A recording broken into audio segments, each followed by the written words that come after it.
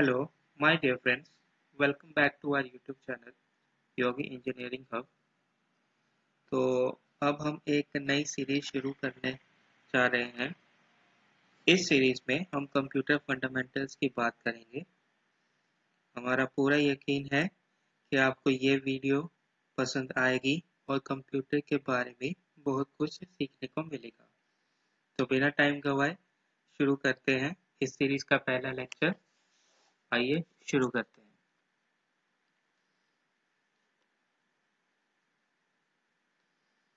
तो जो टॉपिक हम डिस्कस करने वाले हैं वो है, पहला टॉपिक है व्हाट इज कंप्यूटर, दूसरा टॉपिक है कंप्यूटर सिस्टम आर्किटेक्चर और तीसरा टॉपिक है various generation of computers.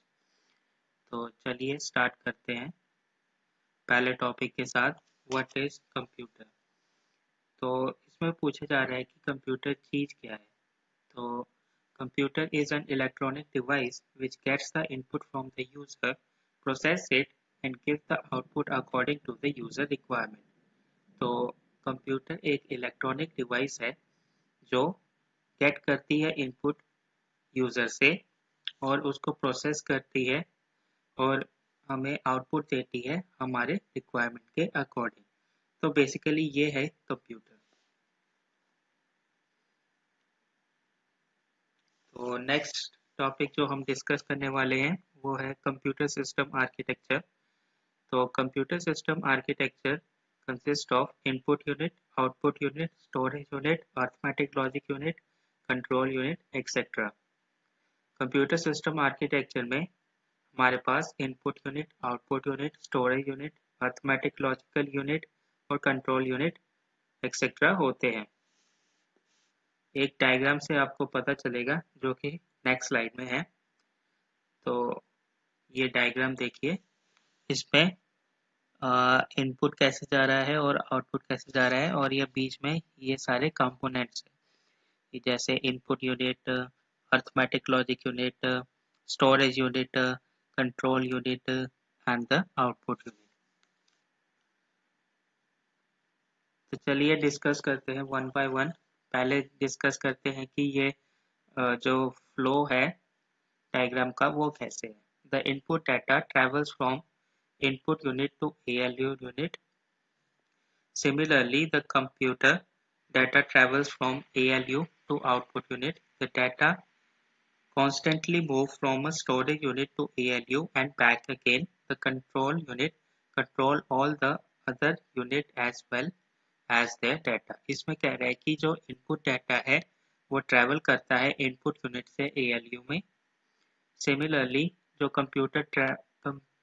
Computed data जो है वो ट्रैवल करता है ALU से आउटपुट यूनिट में। जो डाटा जो है वो कॉन्स्टेंटली मूव करता है फॉरवर्ड स्टोरेज यूनिट से ALU और बैक अगेन। और इसी के opposite the control unit control all the other unit. Control unit जो है वो सारे यूनिट को कंट्रोल करता है एज वेल एज उसके डाटा को। तो चलिए पहले हम इनपुट यूनिट के बारे में जानते हैं। Input unit provides data to the computer system from the outside. Input unit जो है वो provide करता है data computer system को outside से। So basically it linked the external environment with the computer. ये external environment को link करता है computer के साथ। It takes data from the input device, convert it into machine language and then load into the computer system. ये क्या करता है, डाटा को लेता है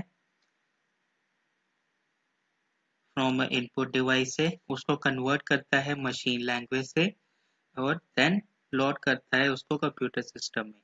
इसके एग्जांपल्स हैं keyboard, mouse etcetera are the most common used of input device.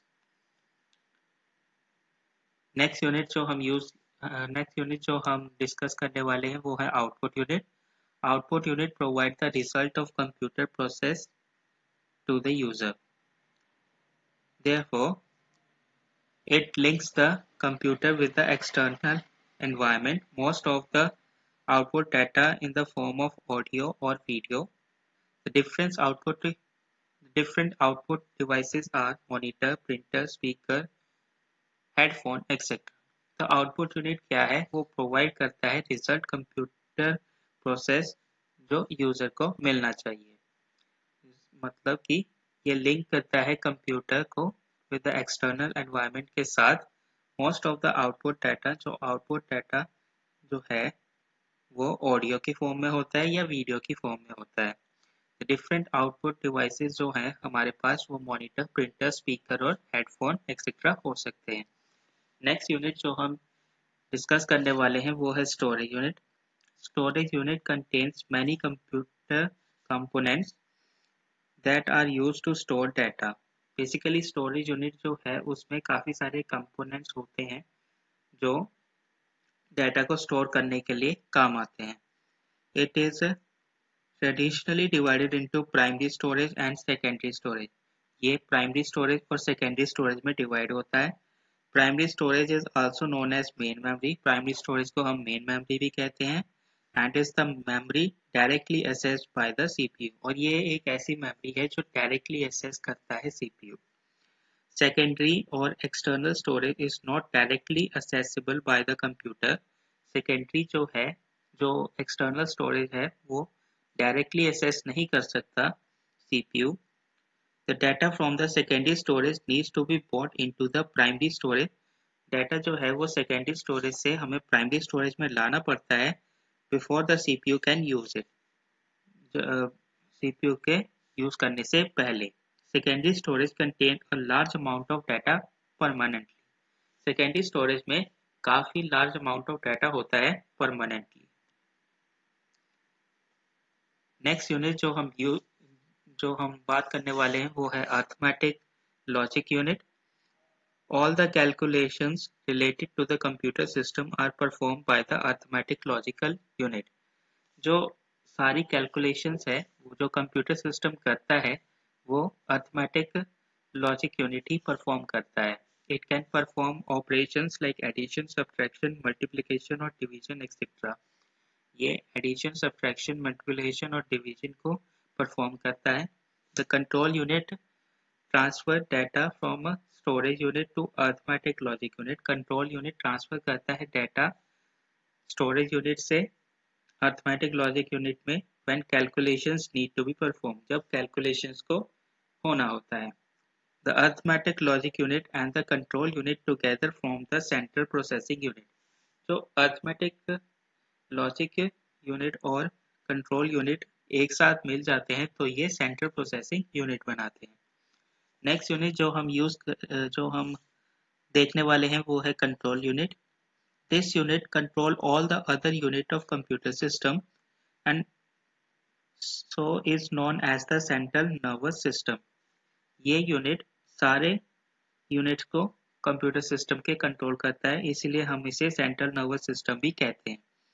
It transfer data throughout the computer and required including from a storage unit to central processing unit and vice versa. ये transfer करता है data throughout the computer और required करता है include from, इसमें storage unit और control central processing unit और vice versa requirements होती हैं। Control unit also dictates how the memory, input output device, arithmetic logic unit etcetera should have. Control unit हमेशा dictate भी करता है कि कैसे मेमोरी, इनपुट आउटपुट डिवाइस और अरिथमेटिक लॉजिक यूनिट जो है वो होनी चाहिए। तो नेक्स्ट टॉपिक है हमारा वेरियस जनरेशंस ऑफ कंप्यूटर। तो इसमें हम वेरियस जनरेशंस ऑफ कंप्यूटर पढ़ने वाले हैं कि पहले कंप्यूटर कैसा था और आज की जनरेशन में कंप्यूटर कैसा है। तो लेट्स स्टार्ट करते हैं इसको। फर्स्ट जनरेशन में the period 1940 to 1956 roughly considered as the first generation of computer। जो पीरियड है 1940 टू 1956 उसको हम रफली कंसीडर करते हैं पहली जनरेशन जो है कंप्यूटर की। The first generation computer was developed by using vacuum tube and thermionic valve machine. First generation computer में हम जो है वो कंप्यूटर जो बनाए जाते थे वो वैक्यूम ट्यूब से बनाए जाते थे। The input of this system was based on punch card and paper tape. However, the output was displayed on printouts. जो इनपुट जो थी जो कंप्यूटर सिस्टम को दी जाती थी वो बेसिकली बेस्ड होती थी पंच कार्ड में और पेपर टेप में, जबकि आउटपुट जो होती थी वो एक प्रिंट आउट के थ्रू हमें दिखाई जाती थी. The first generation computer work on the binary coded concept. First generation computer जो है वो वर्क करते थे बाइनरी कोडेड कॉन्सेप्ट में. That means language of zeros and ones. तो इसके कुछ एग्जांपल हैं. एनिएक और एडवैक जो है वो फर्स्ट जनरेशन कंप्यूटर के कुछ एग्जांपल हैं. तो ये हम देख सकते हैं फर्स्ट जनरेशन का कंप्यूटर कैसे दिखता था. तो अब हम जाने वाले हैं सेकंड जनरेशन कंप्यूटर में. The period of 1956 to 1963 is roughly considered as the period of second generation of computer. तो जो 1956 से 1963 का जो पीरियड था उसको हम सेकेंड जनरेशन ऑफ कंप्यूटर कहते हैं. Second generation computer was developed by using transistor technology. जो कंप्यूटर इस युग में बनाए जाते थे वो थे बाय यूजिंग ट्रांजिस्टर टेक्नोलॉजी के through. It compares the first generation. In comparison to the first generation, the size of the second generation was small. जो फर्स्ट जनरेशन से अगर हम इसको कंपेयर करें तो साइज जो था कंप्यूटर का सेकंड जनरेशन में वो कम हुआ था. In comparison of computer of first generation the computing time taken by the computers of the second generation was lesser. और हम अगर इसको कंपेयर करें फर्स्ट जनरेशन कंप्यूटर के साथ सेकंड जनरेशन कंप्यूटर को, जो टाइम टेक किया जाता था कंप्यूटर को सेकंड जनरेशन में वो लेसर था as compare to first generation of computers. तो आप देख सकते हैं सेकंड जनरेशन कंप्यूटर में इसका थोड़ा साइज कम हुआ है. इसमें हम ट्रांजिस्टर्स भी यूज करते थे. Next thing is we are going to discuss is जो है हमारी third generation. The period 1963 to 1971 is roughly considered as the period of third generation of computer. जो थर्ड जनरेशन ऑफ कंप्यूटर का period है वो 1963 से 1971 है. The third generation computer was developed by using integrated circuit technology. जो third generation computer थे वो integrated circuit technology से डेवलप किए गए थे. In comparison to the computer of second generation, the size of the computer of third generation was small. जो size था third generation computer का वो स्मॉल हो चुका था as compare to second generation. In comparison to the computer of second generation, the computing time taken by the computer of the third generation was lesser. तो obvious ही बात है अगर हम थर्ड जनरेशन में उसका जो टाइम जो था वो लेस लगेगा क्योंकि सेकंड जनरेशन से वो बेटर थे. कंप्यूटिंग टाइम उसका लेस लगेगा. और the third generation computer consume less power and also generate less heat. जो थर्ड जनरेशन कंप्यूटर थे वो लेस पावर जनरेट करते कंज्यूम करते थे और जनरेट करते थे less heat. The maintenance cost of the computer in the third generation was also low. जो इनको मेंटेन करने के लिए कॉस्ट लगती थी वो भी कम हो गई थी थर्ड जनरेशन आते आते.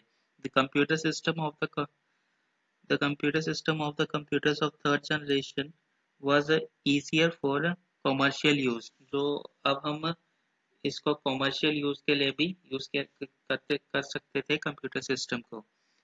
लेकिन पहली दो जनरेशन्स में ऐसा नहीं था क्योंकि हम बाइनरी लैंग्वेज में ही काम करते थे और बाइनरी लैंग्वेज जो है वो समझनी बहुत मुश्किल होती है. तो ये है हमारा थर्ड जनरेशन कंप्यूटर. आप देख सकते हैं इसका साइज भी बहुत कम हो चुका है. तो आगे हम डिस्कस करते हैं fourth generation of computer. The period of 1972 to 2010 is roughly considered as the fourth generation of computer. 1972 से 2010 तक फोर्थ जनरेशन कंप्यूटर को हम कंसीडर करते हैं. The fourth generation computer was developed by using microprocessor technology. जो हमारी fourth generation के computer थे वो माइक्रोप्रोसेसर टेक्नोलॉजी में होते थे। By coming to the fourth generation, computer back become very small in size, it become portable। तो जब हम फोर्थ जनरेशन में आए तो कंप्यूटर के साइज जो थे वो काफ़ी स्मॉल हो गए और ये पोर्टेबल भी हो गए। और इसका जो है बेस्ट एग्जांपल है वो है लैपटॉप, इस जनरेशन में आए थे। The machine of a fourth generation started generating very low amount of heat generating। जो मशीन जो थी वो फोर्थ जनरेशन की वो कम जनरेट करने लगी, लो अमाउंट ऑफ हीट। और it is much faster and accuracy become more reliable. जो ये जो थे फास्टर और एक्यूरेट थे। और the production cost reduced by very low in comparison to the previous generation. जो प्रोडक्शन कॉस्ट थी कंप्यूटर को बनाने के लिए वो लो हो गई थी इन द प्रीवियस जनरेशन में। It become available for all the common people as well. तो ये जो थे अवेलेबल थे हर एक कॉमन पीपल के लिए इन फोर्थ जनरेशन। तो अब जो है वो फिफ्थ जनरेशन है। तो अब हम फिफ्थ जनरेशन डिस्कस करेंगे। The period 2010 to till date and beyond, roughly considered as the period of fifth generation of the computer. By the time of a computer generation was being categorized on the basis of hardware only, but the fifth generation technology also includes software। अभी तक जो थे computer generation वो categorise हो रही थी hardware के वे से, बट इन फिफ्थ जनरेशन हम इसमें सॉफ्टवेयर को भी इंक्लूड कर देते हैं। The computers of fifth generation has a high capability and large memory capacity। जो फिफ्थ जनरेशन के कंप्यूटर जो हैं वो हाई कैपेबिलिटी रखते हैं और लार्ज मेमोरी कैपेबिलिटी भी रखते हैं। और some of the popular advanced technology of fifth generation including artificial intelligence, quantum computing, nanotechnology, parallel processing etc। ये कुछ टेक्नोलॉजीज हैं जो फिफ्थ जनरेशन कंप्यूटर में आई थी, जैसे कि artificial intelligence, quantum computing, nano technology, parallel processing etcetera.